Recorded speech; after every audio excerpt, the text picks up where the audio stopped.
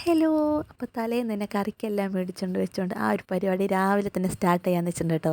അപ്പോൾ ഞാനിത് ചെയ്യുമ്പോഴേക്കും പുതിയ കൂട്ടുകാർ ആരെങ്കിലും കാണുന്നുണ്ടെങ്കിൽ പെട്ടെന്ന് കയറി ചാനൽ സബ്സ്ക്രൈബ് ചെയ്യണേ. അപ്പോൾ പീസ് മീനാണ് കൊടുത്തിട്ടുള്ളത്, നമ്മൾ ചൂര, വെള്ളച്ചൂരയല്ല കേട്ടോ, മറ്റേ കറുത്ത ചൂര.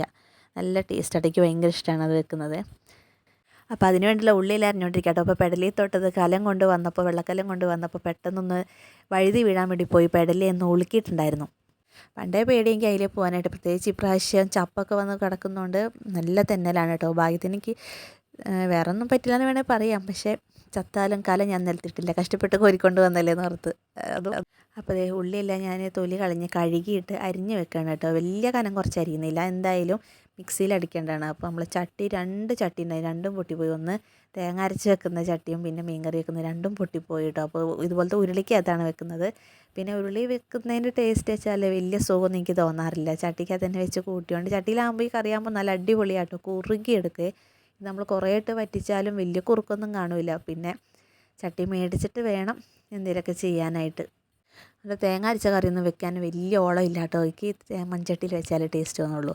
അപ്പോൾ അത് വഴറ്റി എടുത്തിട്ട് ഞാൻ മിക്സിയിലിട്ട് അടിക്കുകയാണ് കേട്ടോ. ചൂടോട് കൂടി തന്നെയാണ് അടിക്കുന്നത്.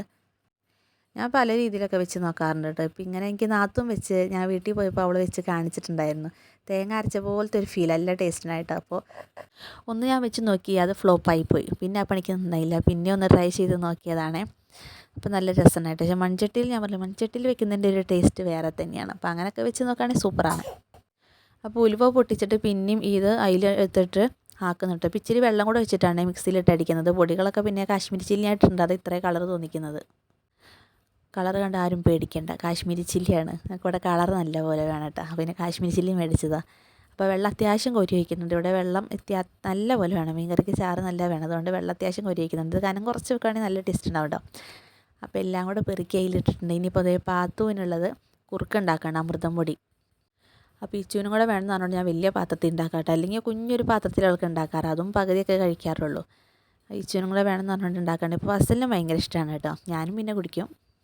ഇതുകൊണ്ട് പുട്ടും പിന്നെ വേറെ എന്തൊക്കെ ഐറ്റംസ് ഉണ്ടാക്കാമെന്ന് പറഞ്ഞിട്ടുണ്ട്. ഞാൻ പുട്ടുണ്ടാക്കി നോക്കിയിട്ടുണ്ട്, വട്ടയപ്പം ഉണ്ടാക്കി നോക്കിയിട്ടുണ്ട് കേട്ടോ. നല്ല ടേസ്റ്റ് ഉണ്ടായിരുന്നു, ഇപ്പോഴല്ല കുറേ നാൾ മുന്നേ.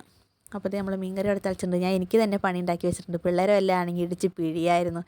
ഞാൻ തന്നെ ആയതുകൊണ്ട് ഞാൻ തന്നെ ക്ഷമിച്ചിരിക്കുന്നു. ഞാൻ തുടച്ച് കളയണം, എനിക്ക് ഇഷ്ടമില്ല ഗ്യാസിൻ്റെ മണ്ടിൽ എന്തെങ്കിലുമൊക്കെ പോകുന്നത് കേട്ടോ. അപ്പോൾ പാത്തുവിനെ നടത്തിക്കാനുള്ള തിരക്കിലാണ് ഇച്ചു കേട്ടോ. അപ്പോൾ മീൻകറിയൊക്കെ അവിടെ ഏകദേശം സെറ്റായിട്ടുണ്ട്. ഇച്ചുവിന് എന്നെ കഴിക്കാനുള്ള കുറുക്കും കൊടുത്തിട്ട് നമ്മൾ മീൻകറി ഞാൻ ഓഫ് ചെയ്തിട്ടിട്ടുണ്ട് കേട്ടോ. സംഭവം സൂപ്പറാണേ.